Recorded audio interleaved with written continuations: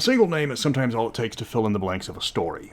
Today the name is Flavian Austeropolis, later Flavian Traldaris, conqueror of Traladara. The blanks are the history of Traladara, as in 500 BC the Nithian Empire vanished, which was in the middle of the Traldaran Dark Age. Then, for 400 years, nothing happened. But Thyatis suddenly invades, and then nothing else happens for 70 years. But thanks to a single line in an obscure module, we have the general's name responsible for conquering the future Karameikos. That's all the vaults needed to fill in all the blanks. Time to see what they wrote. Welcome to Mystara. I'm Mr. Welch, and today we're looking at the peace that war brought us. Here are the official events regarding Traladara and the progression of the Traldar people. In 500 BC, King Halav defeated the Beastmen army in a great battle that is still sung about today. In 100 BC, the Traldar people finally overthrew their Hertakan overlords. In 100 AC, the elves and the gnomes arrive. The Kalari elves, that is. Nobody knows when the Viale elves got here. They might have always been here. But they make it a habit of not being seen. They could be in your room right now, watching this video over your shoulder, and you would never know. That's how stealthy they are. In 400 AC, the village of Merlinev is established as a trading port. In 900 AC, the Thyacians decide to add their neighbor to the empire. They did so in a year, and the nation stayed occupied for the next 70 years. This doesn't tell us much about the actual history of the country, except for the fact that things don't happen in Karameikos in years that don't end in 0. That's all we knew. We don't even know the general's name who led the conquest until Arena of Thyatis. In a single line of text, we learn that the conqueror of Traladara was General Flavian Austeropolis. He was heavily rewarded for his victory, including a pillar in Specularum celebrating the conquest.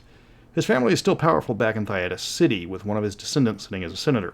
The initial conquest was only of Merlinev and the surrounding areas, which is now Specularum. An expedition of 200 men led by Colonel Rosentos disappeared near Loln a year after the initial invasion. That little bit of information was given to us in the Treasure of the Hideous One, the adventure included in the original DM screen. Duke Stefan II, the Hermit, was the first military governor of Traladara. Still, despite his name, he was the uncle of later Grand Duke Stefan Karameikos, as Stefan III came 46 years after the events of Rosentos' expedition. There's got to be some age separation between the Hermit and his brother, considering the almost 50-year gap between the conquest and Stefan's birth. Or it could be a continuity error. My money's on that. The Kingdom of Karameikos box set gave us a bit more information, but just barely. It explains the reason for the invasion. It even raises some eyebrows because of the gaps in the timeline. Because of course it does. In 400 AC, Merlinev is a flourishing trading village of 500 people. That was enough for Darrican to start sending caravans because those guys can smell a profit across another country in a small town that doesn't even have a population of 1,000 people. 500 years later, the nation is growing but still undivided, which concerns both Thyatis and Darrican. A united Traladara might be a problem for the two larger, wealthier, more populated, and incredibly powerful nations on its borders. So the invasion starts. Thyatis conquers Merlinev almost immediately and then stops. Flavian leads the invasion, achieves all of his military goals, and heads back to Thyatis City to become Flavian Austeropolis Traladaris. Duke Stefan the Hermit gets to be the first military governor of Traladara. This area is absorbed into the Duchy of Machatos, which Archduke Stefan will trade away in 70 years. The invasion supposedly reaches as far as Luln, while the northern settlements flee to Darrican for safety.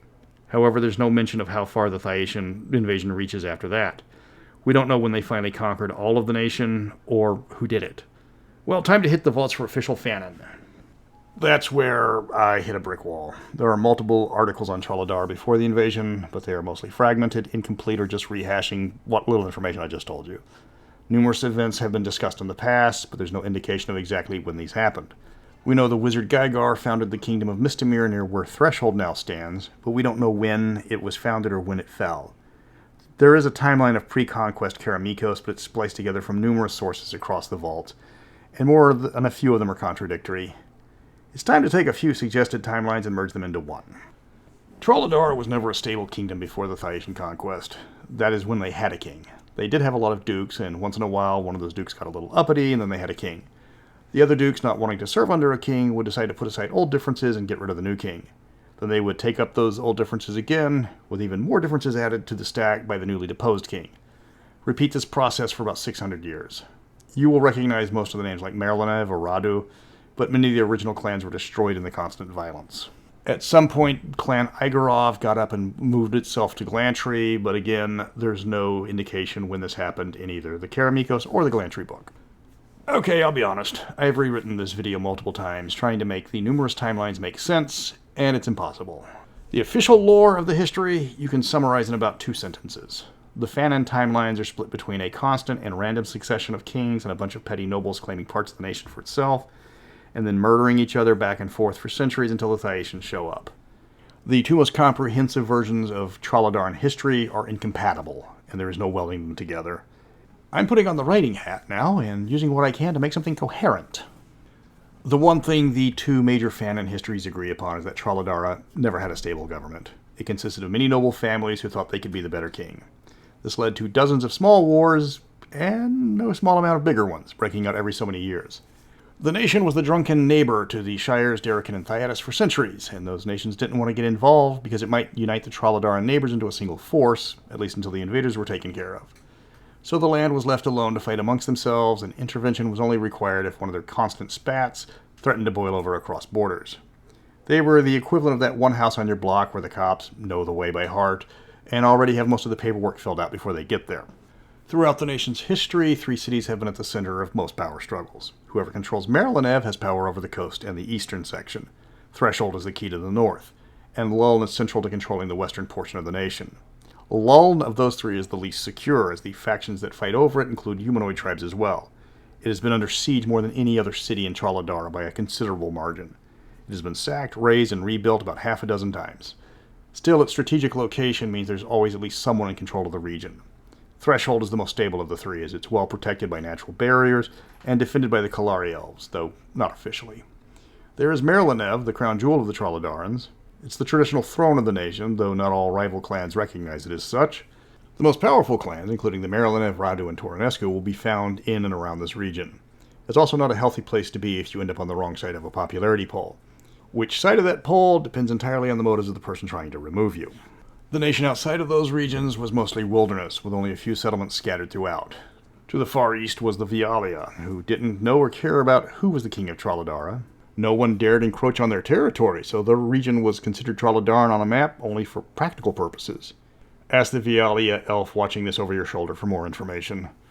The gnomes will gladly trade with anyone who approached, but they were a closed society, mainly living underground. They didn't have the room or the patience for humans.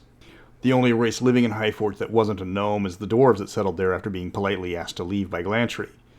The Kalari elves were far more friendly than their cousins, but they didn't trust the humans with their constant wars. They would trade with them, but they didn't form any alliances, seeing how long those lasted between the humans.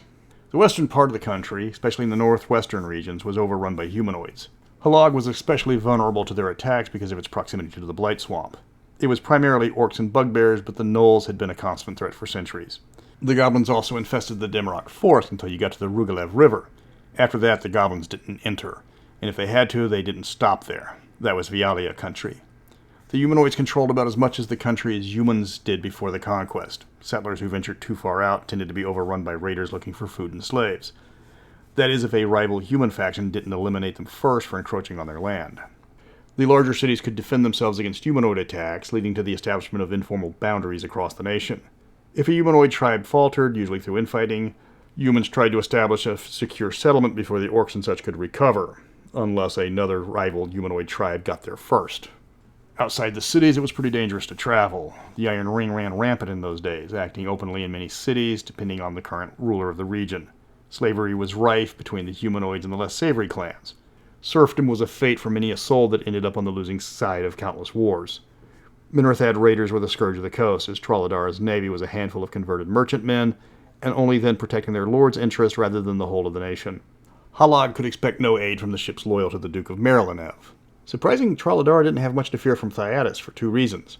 First, the Viala acted as a buffer between the warring Traladarans, and second, there wasn't much to offer Thyatis from the undeveloped resources that wouldn't require spending more on pacifying the nation first.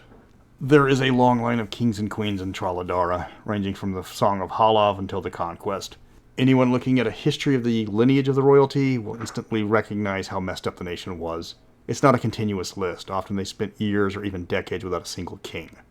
The last king of Traladara, a member of the Marilenev clan, was assassinated 30 years before the invasion started, and no other noble could gain enough support to claim the throne. Other times, the title had multiple claimants, resulting in even more conflict. The nation was a fantasy royal rumble that nobody wanted to watch for centuries. If a king was successful and somehow ruled peacefully for any amount of time, it was almost inevitable that his kids would war over the right of succession. It was only a matter of time before somebody ended the constant feuding, and it just happened to be the Thyacians. Despite Traladara's size, it quickly folded after Marilenev was crushed with little effort. The cleaning up of the humanoids was the most challenging part of the conquest, as they didn't have a single base of operation and knew the lands better than anyone.